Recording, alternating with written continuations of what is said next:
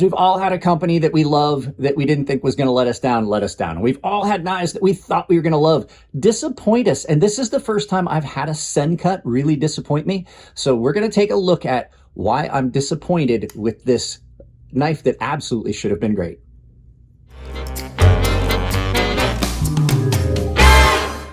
Well, guys, like I said in the intro, this is a knife that I really had big expectations for, and I'm pretty kind of disappointed in it. So there are a lot of good things about this knife. I'm not going to say it's just completely not a good knife. I'm just going to say I'm just disappointed in a few things. There's more disappointment for me than there is plus. So let's take a look at it, good, bad, and ugly. This is the Sencut Watauga, and I know you guys are going to tell me I'm mispronouncing that, but at this point, 100% of me doesn't care. So you're looking at a 7.99 inch overall length. That's 8 inches, basically, with a blade length of 3.48 inches. The blade width is 1.25 inches, blade thickness 0.12 inches. It's a D2 Wharncliffe blade. It is a full flat grind, stone washed with a plain edge. You've got a button lock. The blade steel on this is D2, and your total weight on this is 3.69 ounces. So those are okay specs for a knife. The action on it is pretty good. It's done with a flipper, and you can reverse flick off of the your fuller. Fuller. That's the word I was looking for. G10 on it is done really well. It's nice and textured, but it's not overly textured. It is not sharp. It's not going to tear up pockets. Access to the flipper is really good, and the flipper is not a huge, standout, pronounced, big flipper. You got a nice pocket clip on this, and the fact it's a button lock means that you don't have to worry about a drop-in like you do on a frame lock and things like that. You don't have to worry about access to the lock bar. The blade is a very nicely done Wharncliffe style, almost sheep's foot style blade with a really good flat grind or flat edge on it. It's not got any curvature to it at all. You've got a nice area up here for you to put your thumb to power into cuts, and your sharpening choil is adequate enough to get you back away and off of your plunge. And to tell you the truth, it's big enough to be a finger choil. The grip is ample. I've got full 4 fingers on this. It's got a nice shape to it. It's really comfortable in hand.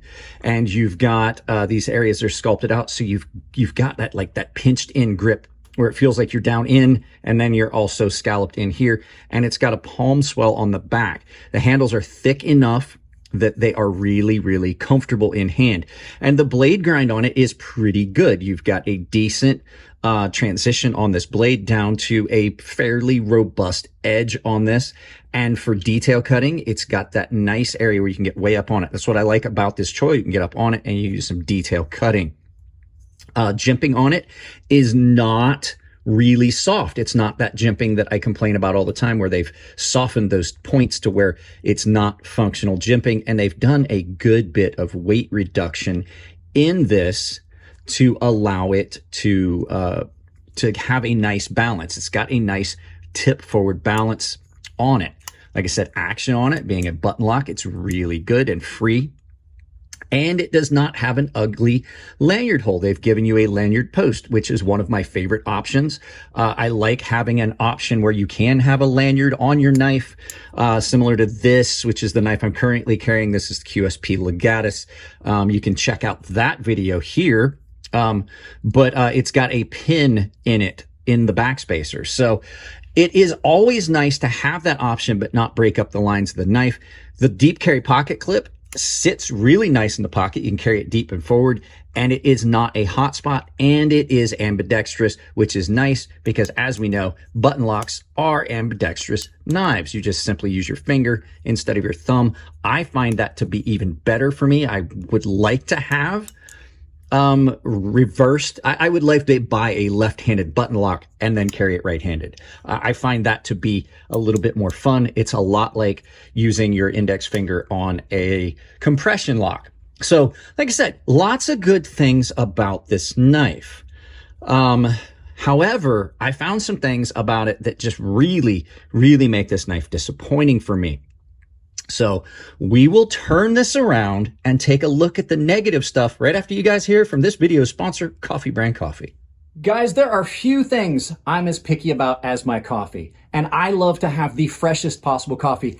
So what better company than Coffee Brand Coffee that is providing you on-demand roasted coffee? They don't even roast the beans until you order your coffee. They're providing it on demand, delivered to your door, the freshest coffee possible. And because I'm picky, I've picked companies that absolutely support what I believe in. There is no chance that Coffee Brand Coffee is going to support causes that I don't believe in, because there's no BS, there's no politics, no activism dollars. They take all of my money and put it back into the company, and they take your money and they support channels like mine. So please go check out Coffee Brand Coffee.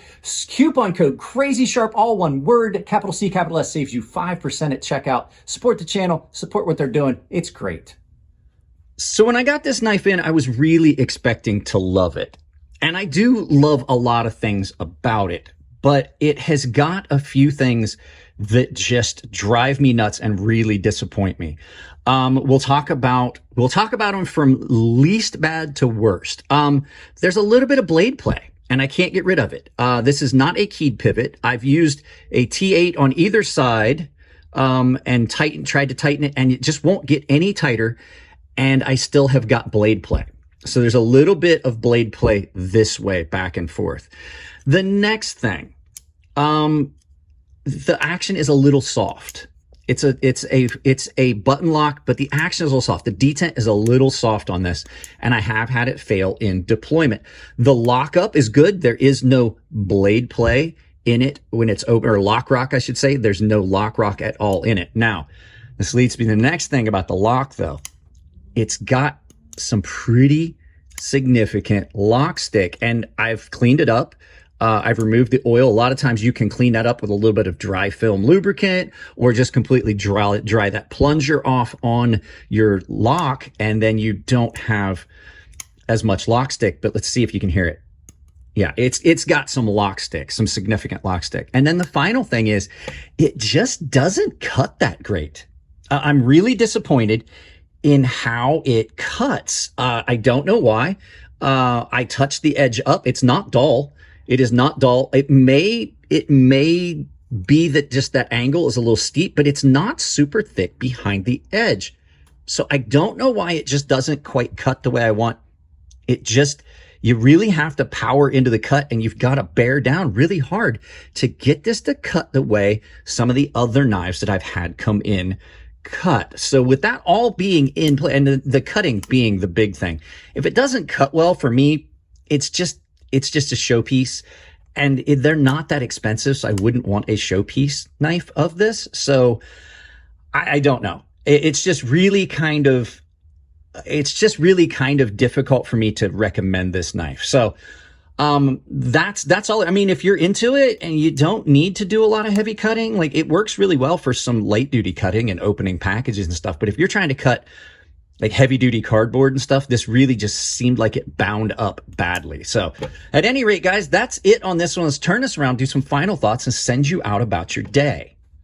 So like I said, overall, it's not a horrible knife. It's got some very valid uses and some good points to it. It's just that there's more negatives for me than I would want, and I just couldn't recommend it at this point. I would tell somebody, see if you can borrow one. I wouldn't say, like, you know what, you should just go out and get one and try it yourself. You don't want to spend that money. They're not that expensive. There's a link down below to purchase it.